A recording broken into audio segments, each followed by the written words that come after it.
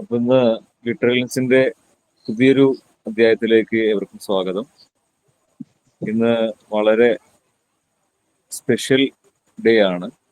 ഇത്രയും കാലം നമ്മൾ ഒരു പുസ്തകം റിവ്യൂ ചെയ്ത് നമ്മൾ ഈ ഒരു ദിവസം ആചരിച്ചിരുന്നുവെങ്കിൽ ഇന്ന് അതിൽ നിന്ന് വ്യത്യസ്തമായ ഒരു പ്രോഗ്രാമാണ് നമ്മൾ ഉൾപ്പെടുത്തിയിട്ടുള്ളത്.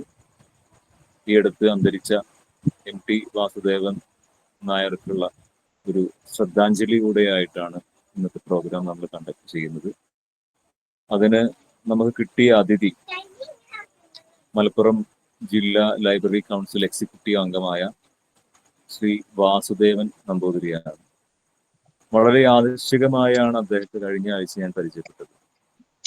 ആ പരിചയം ഇന്നത്തെ പ്രോഗ്രാമിലേക്കുള്ള സ്പെഷ്യൽ അതിഥിയായി ക്ഷണിക്കപ്പെടാനുള്ള ഒരു ഭാഗ്യമുണ്ടായി. അദ്ദേഹം കാർഷിക രംഗത്തും രാഷ്ട്രീയ രംഗത്തും സാമൂഹിക രംഗത്തും അതുപോലെ സാഹിത്യ രംഗത്തും തൻ്റെതായ വ്യക്തിമുദ്ര പതിപ്പിച്ചുകൊണ്ടിരിക്കുന്ന വളരെ നന്മയുള്ള ഒരു വ്യക്തിത്വനുടമയാണ്. അദ്ദേഹത്തെ MTയെ പറ്റി നമുക്ക് ചെറിയ രീതിയിൽ പറഞ്ഞു തരാൻ വേണ്ടി, MTയോടുള്ള ആദരവ് പ്രകടിപ്പിക്കാൻ വേണ്ടി വളരെ വിനയപൂർവ്വം ആദരവപൂർവ്വം ഞാൻ ക്ഷണിക്കുകയാണ്. സാർ,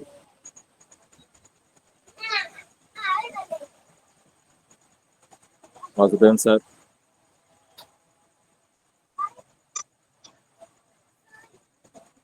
പ്രിയ ഫാറൂഖ് സാർ, സാർ, നമ്മുടെ ഇന്നത്തെ പ്രത്യേക സാഹചര്യത്തിലുള്ളൊരു പരിപാടി ആണ്. പ്രിയ MIA സ്കൂളിലെ MI ട്രെയിനിങ് കോളേജിലെ കുട്ടികളെ ലിറ്ററി ലെൻസ് പ്രോഗ്രാമിലെ എല്ലാ വെള്ളിയാഴ്ചയും ഇത്തരം ക്ലാസ്സുകൾ നടക്കുന്നു എന്നാണ് അധ്യാപകർ പറഞ്ഞത്. ഇത് 34ാമത്തെ എപ്പിസോഡാണ് എന്ന് നമുക്ക് മാഷ് പറഞ്ഞു. എന്തായാലും എന്നെ ഈ വേദിയിലേക്ക് തിരഞ്ഞെടുത്ത ഈ അധ്യാപകരോട് നന്ദിയോടൊപ്പം തന്നെ ഞാൻ എൻ്റെ എല്ലാ രീതിയിലും ഞാൻ എത്രത്തോളം ഇതിനോട് കടപ്പാട് എനിക്ക് പൂർത്തീകരിക്കാൻ കഴിയുമെന്ന് ആശങ്കയോടുകൂടി തന്നെയാണ് പറയുന്നത്. നമ്മൾ എന്തെങ്കിലും പറയാൻ ഉദ്ദേശിക്കുന്നു. അതിന് കാരണം MT എന്ന് പറയുന്ന ഒരു വൻ വൃക്ഷം, വലിയൊരാല്, അതിൻ്റെ ചുവട്ടിൽ നിന്ന് നാം അതിൻ്റെ തെളിക്കാറ്റ് കൊണ്ടും അതിൻ്റെ ആസ്വാദനങ്ങൾ എടുത്തും തണൽ മരത്തോടൊപ്പം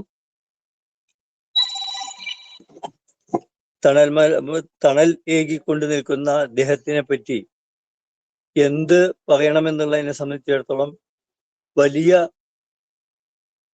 പ്രതിസന്ധികളാണ് നമുക്കുള്ളത്. എത്ര വലിയ വലിയ ആൾക്കാർ ഇതുമായി ബന്ധപ്പെട്ട് സംസാരിക്കുന്നത് കേൾക്കുക എന്നുള്ളതാണ് നമ്മളെയൊക്കെ സംബന്ധിച്ചിടത്തോളം ഉണ്ടായത്. എന്തായാലും എന്നെ ഇതിന് വീണ്ടും വിളിച്ച ഒരു ലൈബ്രറി പ്രവർത്തകൻ എന്നുള്ള നിലക്ക് ഞാൻ എൻ്റെ ചെറിയ രൂപത്തിൽ കടമയിലേക്ക് കടക്കുകയാണ്. MT എന്ന് പറയുന്ന അദ്ദേഹം, MT വാസുദേവൻ നായർ 1933 ആണ് ജനിക്കുന്നത്.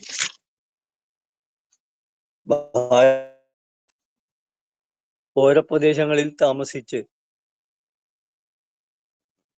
അവിടെ എല്ലാ കുളിർക്കാറ്റും ഏറ്റ് ഭാരതപ്പുഴയുടെ തീരങ്ങളിൽ വസിച്ചുകൊണ്ടാണ് അദ്ദേഹം ഈ വിദ്യാഭ്യാസ കാലഘട്ടം മുഴുവൻ അവിടെ കഴിഞ്ഞുകൂടി. ഒരു പരിധിവരെ MTയുടെ എഴുത്തുകൾക്ക് പ്രചോദനം നമ്മുടെ ഭാരതപ്പുഴയാണ്. ഭാരതപ്പുഴ എന്ന് പറയുമ്പോൾ നമുക്ക് പൊന്നാനിക്കാർക്കൊക്കെ ഏറ്റവും കൂടുതൽ സന്തോഷിക്കുന്ന ഒരു പുഴയോരവും പുഴപ്രദേശവുമാണ്. അത് എല്ലാ പുഴയും വന്നു ചേരുന്നത് ഒരു ഏതെങ്കിലും വലിയ സമുദ്രങ്ങളിലായിരിക്കും. ആ സമുദ്രത്തിലേക്ക് വന്നു ചേരുന്നത് നമ്മുടെ പൊന്നാനിയിലാണ്.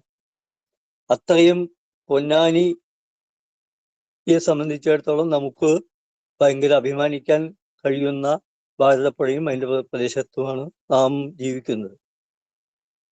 അതോടൊപ്പം തന്നെ നമുക്ക് തോന്നുന്നത്, അല്ലെങ്കിൽ നമ്മളോടൊപ്പം നമുക്ക് ഈ കാലഘട്ടത്തിൽ ജീവിക്കാൻ കഴിഞ്ഞു എന്നുള്ളതിനെ സംബന്ധിച്ച് വളരെ ആത്മാഭിമാനം ഉണ്ടാകേണ്ടതാണ്. എം.ടിയും ജയചന്ദ്രനും യേശുദാസും അടക്കം വരുന്ന വലിയൊരു കലാ ലോകത്തെ പ്രഗത്ഭരുടെ ഒപ്പം അവരുടെ താങ്ങും തണലും കണ്ടുകൊണ്ട് നാം ജീവിച്ചു. അതിനിടയിലൂടെ നമ്മളും ഇതിൻ്റെ സാഹിത്യ സാംസ്കാരിക രംഗത്തെ പ്രഗത്ഭരുടെ ജീവിത ശൈലികളൊക്കെ തൊട്ടറിഞ്ഞുകൊണ്ടാണ് നാം ജീവിച്ചു പോകുന്നത്. എം.ടി.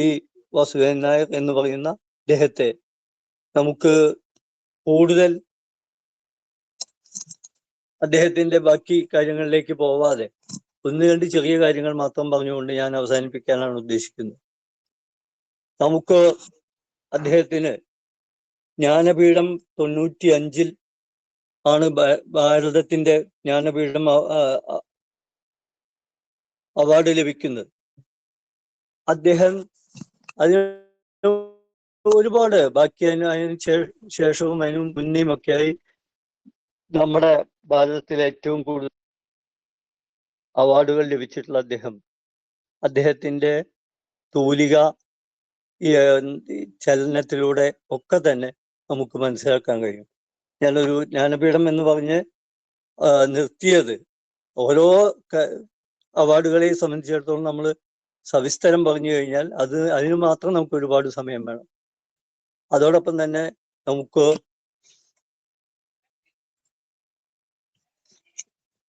അദ്ദേഹത്തിന്റെ സിനിമകളെ സംബന്ധിച്ച് നമുക്കൊക്കെ അറിയാം, നമ്മൾ കുട്ടികൾക്കൊക്കെ കൂടുതൽ പരിചയം ഉണ്ടാവും. തിരക്കഥകൾ എഴുതുന്ന ഒരു വലിയ കാലത്ത് അദ്ദേഹം എഴുത്തിലൂടെയാണല്ലോ നമ്മളെയൊക്കെ പരിചയപ്പെടുന്നത്. നോവലുകള്, കഥകള്, ചെറുകഥകള്, തിരക്കഥകള് ഒക്കെ എഴുതി സിനിമാ സംവിധാന രംഗത്തും അദ്ദേഹം കൈയൊപ്പിച്ച് നിന്നിട്ടുണ്ട്.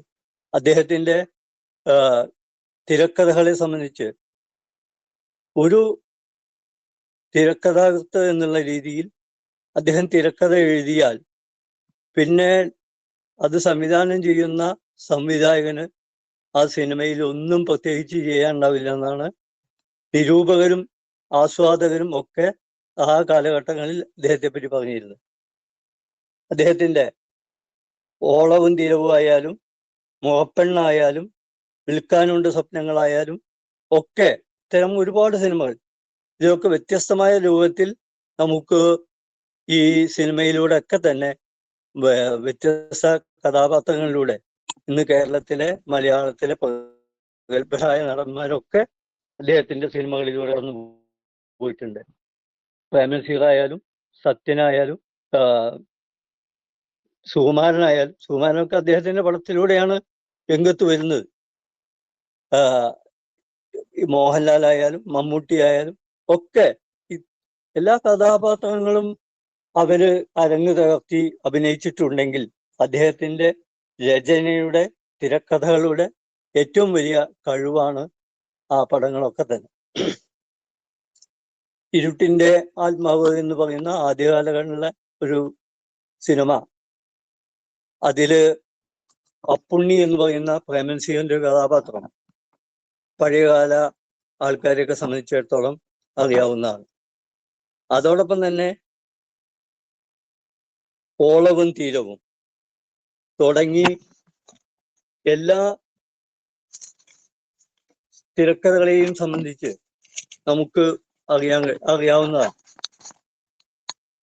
കുട്ടിയടത്തി തുടങ്ങി ഒട്ടനവധി കഥാപാത്രങ്ങൾക്ക് സിനിമകൾക്ക് തിരക്കഥ എഴുതി രംഗത്ത് അവതരിപ്പിച്ചുകൊണ്ടാണ് അദ്ദേഹത്തിന്റെ ആ പ്രാഗൽഭ്യം നമ്മൾ കണ്ടത്. അതോടൊപ്പം തന്നെ വലിയ വലിയ കാര്യങ്ങളെ സംബന്ധിച്ചിടത്തോളം വളരെ ലളിതമായ ഭാഷയിൽ നമ്മളെ പറഞ്ഞ് മനസ്സിലാക്കാനും അദ്ദേഹത്തിന് ഈ കാലഘട്ടത്തിൽ കഴിഞ്ഞിട്ടുണ്ട്. ഓളവും തീരവും കുട്ടിയടത്തി തുടങ്ങിയപ്പോൾ സിനിമകളൊക്കെ നമ്മൾ പറഞ്ഞു കഴിഞ്ഞു.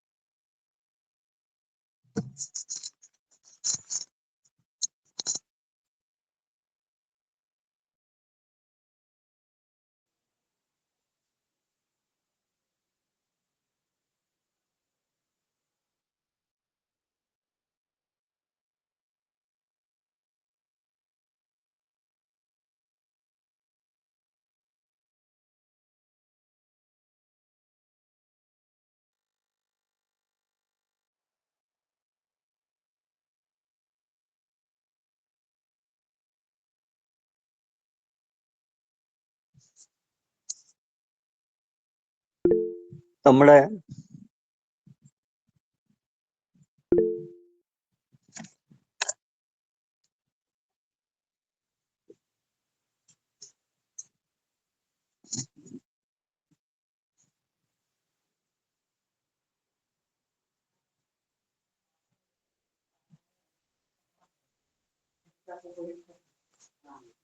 അതിലൂടെ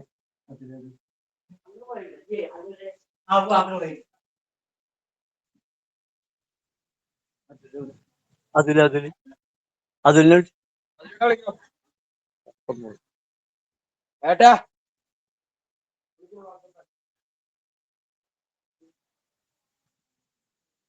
ഓപ്പണാക്കി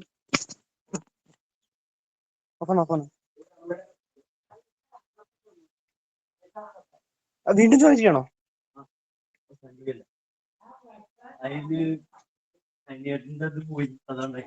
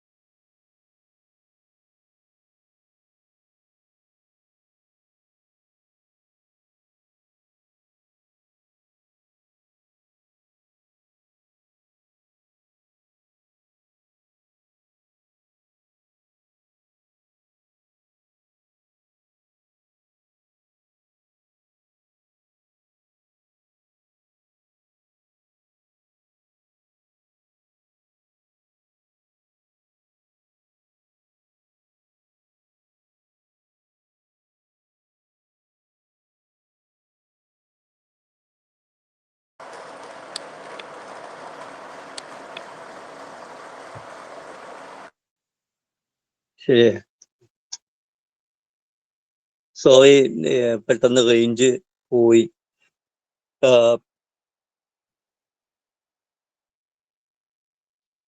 നമ്മൾ പഞ്ചാഗ്നിയുമായിട്ടുള്ള സിനിമകളൊക്കെ നിങ്ങൾ കുട്ടികളെ കണ്ടിട്ടുണ്ടാവും.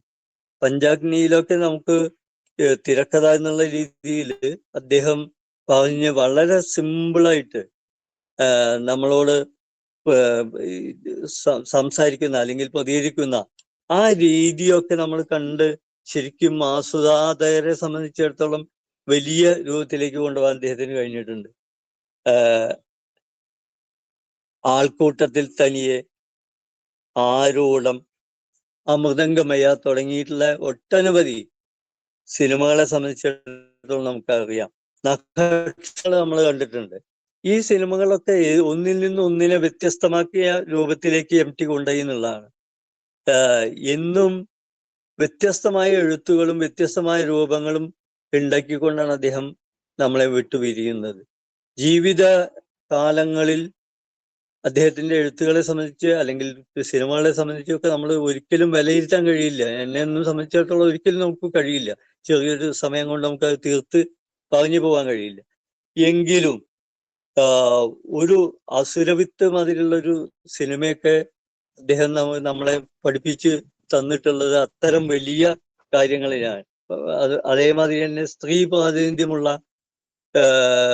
കൂടുതൽ ശക്തിയുള്ള കഥാപാത്രങ്ങളെ, ഇടവഴിയിലെ പൂച്ച, മിണ്ടാപ്പൂച്ച എന്ന സിനിമയൊക്കെ നമ്മൾ കണ്ടതാണ്. അതോടൊപ്പം തന്നെ എഴുത്തുകളും നമുക്ക് അറിയാം. ഒരു ഒരു വ്യത്യസ്തമായ രൂപത്തിലേക്ക് നമ്മളെ കൊണ്ടുപോവുകയും ഈ എഴുത്തിനെ പറ്റി പറയുമ്പോൾ സ്വാഭാവികമായും MTയെ പറ്റി പറയുമ്പോൾ ഒരു വലിയ കാലഘട്ടത്തില് ഈ പ്രത്യേകിച്ച് നായർ സമുദായങ്ങളിൽ അമ്മാമൻ മരുമക്കത്തായ എന്നാണ് അതിന് നമ്മൾ പഴയകാലങ്ങളിൽ പറയാ. അമ്മാമന്റെ ഒരു വ്യത്യസ്തമായ രൂപമാണ് ഉണ്ടാവുക. വലിയ അമ്മാമനാണ് അതിന്റെ ഒന്നാം നമ്പറുകാരനായിട്ട് നിൽക്കുക കുടുംബത്തിന്, കുടുംബനാഥൻ എന്ന് പറയുന്നത്. അതിൽ നിന്ന് MT കഥാപാത്രങ്ങളെയും വ്യത്യസ്തമായ രൂപത്തിലേക്ക് കാഴ്ചപ്പാടുകളെയും കൊണ്ടുവന്ന് സ്വന്തം അച്ഛനെ ആ ഇതിന്റെ തലപ്പത്തേക്ക് പ്രതിഷ്ഠിച്ചുകൊണ്ടാണ് MT കഥകൾക്ക് രൂപം കൊടുക്കുന്നത്. MTയെ സംബന്ധിച്ചിടത്തോളം ഈ എല്ലാ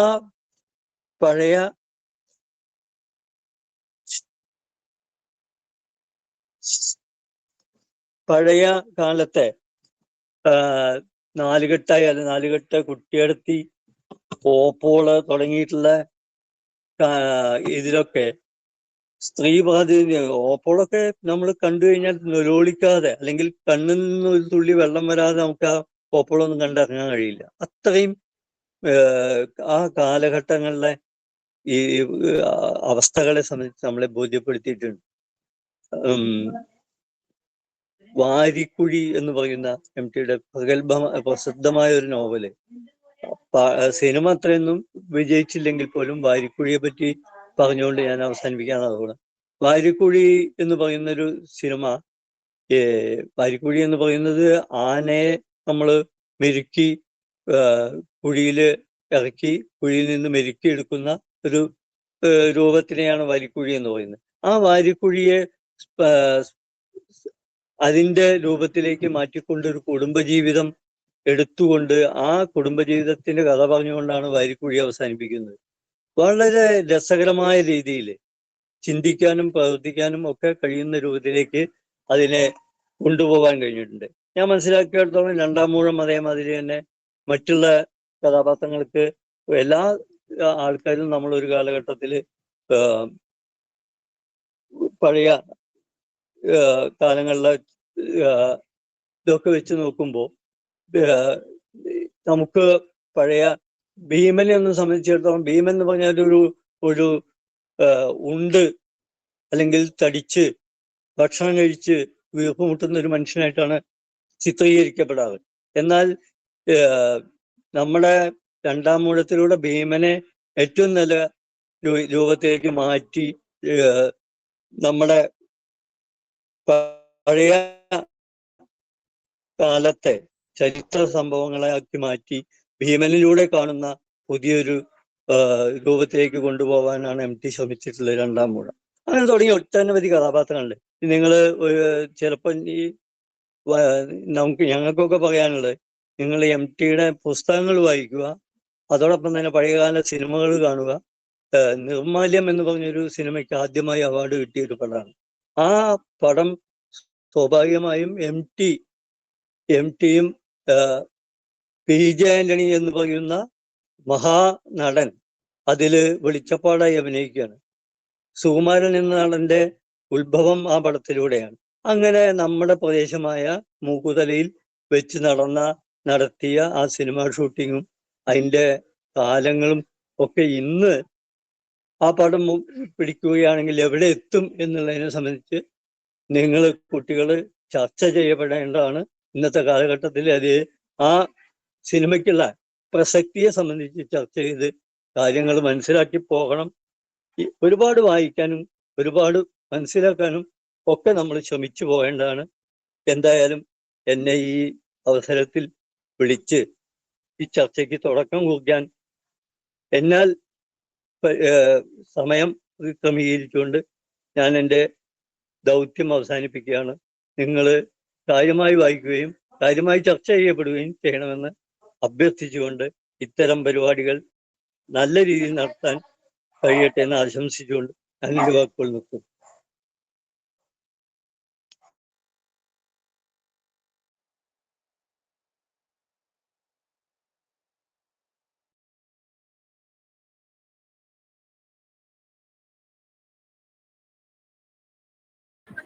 നമ്മളെ രീതികൾ അറിയാത്തതുകൊണ്ടായിരിക്കാം അദ്ദേഹം ലെഫ്റ്റ് ആയി പോയിട്ടുണ്ട്. നന്ദി പറച്ചിലും ഫീഡ്ബാക്ക് പറച്ചിലും ഉണ്ടെന്ന് കരുതിയിട്ടുണ്ടാവില്ല. അത് ഞാൻ പറയാൻ വിട്ടുപോവുകയും ചെയ്തു. എന്നാലും അദ്ദേഹത്തിന്റെ അഭാവത്തില് ഒരു രണ്ട് വാക്കാരും ഫീഡ്ബാക്ക് പറയുകയാണെങ്കിൽ നന്നാവും.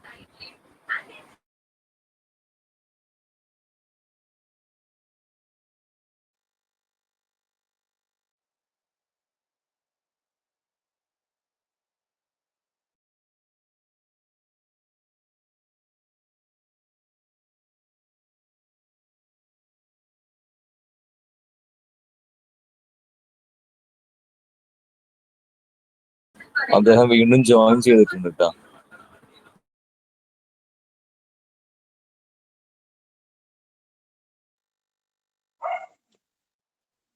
അല്ല പക്ഷേ നമുക്ക് സമയപരിധി ഉണ്ടല്ലോ, നമുക്ക് കാര്യങ്ങൾ കുട്ടികൾ സംസാരിക്കട്ടെ. ഞാൻ കുട്ടികൾ എൻ്റെ വാക്കുകൾ ഇവിടെ അവസാനിപ്പിക്കുകയാണ്. എം ടി എമാരിലുള്ള ആളെ സംബന്ധിച്ചിടത്തോളം നമുക്ക് ഈ പരിമിതികളുണ്ട്, വളരെ പരിമിതികളുണ്ട്. എന്തായാലും കുട്ടികൾ നല്ല രീതിയിൽ ചർച്ച ചെയ്യണം എന്നാണ് നമുക്ക് പറയാനുള്ളത്. നമുക്ക് ഒരുപാട് കാര്യങ്ങൾ ഇദ്ദേഹത്തെ സംബന്ധിച്ച് പഠിക്കാനുണ്ട്, ജീവിത ചരിത്രം പഠിക്കാനുണ്ട്. ഒക്കെ നമുക്ക് വായനയിലൂടെ വലുതാവാൻ കഴിയട്ടെ എന്ന് ആശംസിച്ചുകൊണ്ട് നിർത്താം. സാർ ഫീഡ്ബാക്ക് പറയുന്നുണ്ട് കുട്ടികൾ.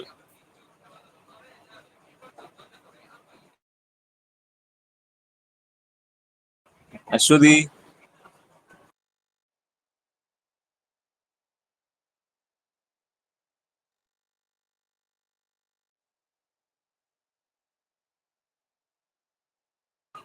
ടീച്ചറെ ഫീഡ്ബാക്ക് ആരും പറയുന്നില്ലേ?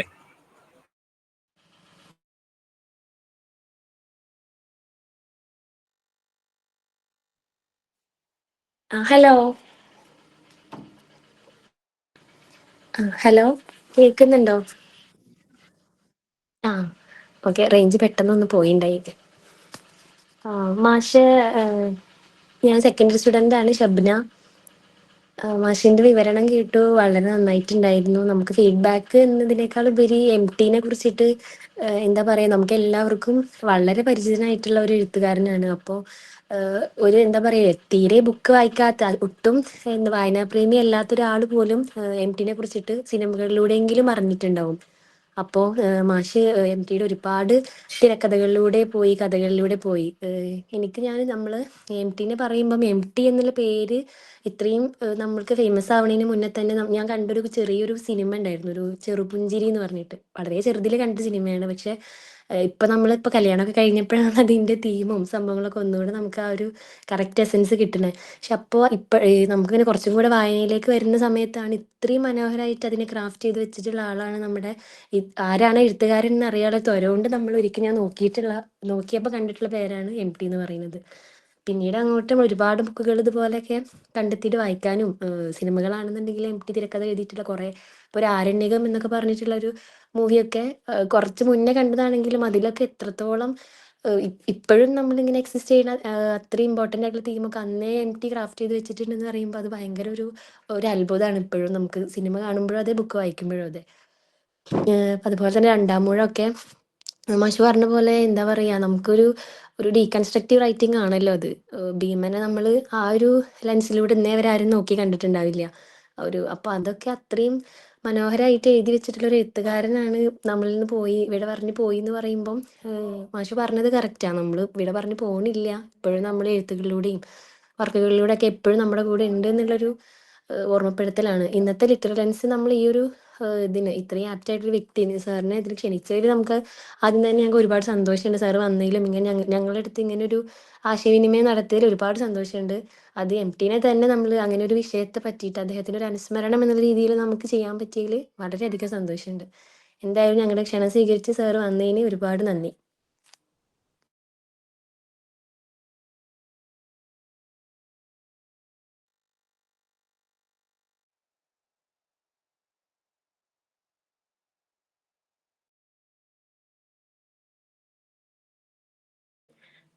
ഹലോ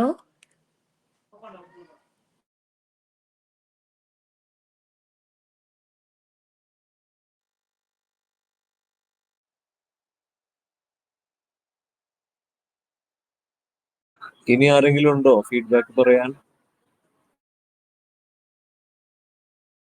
ടീച്ചർ, ഇനി ആരെങ്കിലും റെഡി ആയിട്ടുണ്ടോ?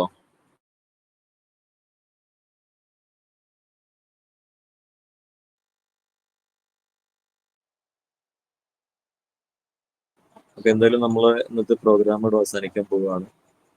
വളരെ ആദർശികമായാണ് അദ്ദേഹത്തെ ക്ഷണിക്കാൻ കഴിഞ്ഞത്. നമ്മുടെ വസീമിന്റെ ഒപ്പയാണ് അദ്ദേഹത്തെ സജസ്റ്റ് ചെയ്തത്. ഞാൻ ഈ ആവശ്യവുമായിട്ട് അദ്ദേഹത്തോട് സംസാരിച്ചപ്പോൾ ഇങ്ങനെ ഒരാളുണ്ടെന്നും ഞാൻ സംസാരിക്കട്ടെ എന്ന് എന്നോട് പറഞ്ഞു. വളരെ പെട്ടെന്ന് തന്നെ എന്നെ തിരിച്ചു വിളിച്ചു. ആള് റെഡിയാണ്, കുഴപ്പമില്ല. വളരെ കുറഞ്ഞ, നമ്മൾ മുൻകൂട്ടിയിട്ടൊന്നും പറഞ്ഞിട്ടില്ലെങ്കിൽ പോലും കഴിഞ്ഞ ദിവസം ഒരൊറ്റ ദിവസത്തെ ഗ്യാപ്പേ നമുക്ക് ഉണ്ടായിരുന്നുള്ളൂ. ഒരു പ്രയാസവും കൂടാതെ ഞാൻ അവതരിപ്പിച്ചോളാം, ഞാൻ ചെയ്തോളാം എന്ന് ഒരു മടിയും കൂടാതെ അദ്ദേഹം നമ്മോട് അറിയിക്കുകയുണ്ടായത്. അപ്പൊ അതിന് വളരെയധികം സന്തോഷം, സ്നേഹം അർപ്പിക്കുകയാണ്. Thank you sir. എന്തായാലും ഇത് അവസാനിക്കാൻ പോവാണ്. ഒരു പ്രത്യേകം നന്ദി അറിയിച്ചുകൊണ്ട് ഇന്നത്തെ പ്രോഗ്രാം ഇവിടെ അവസാനിച്ചതായി പ്രഖ്യാപിക്കുന്നു. Thank you.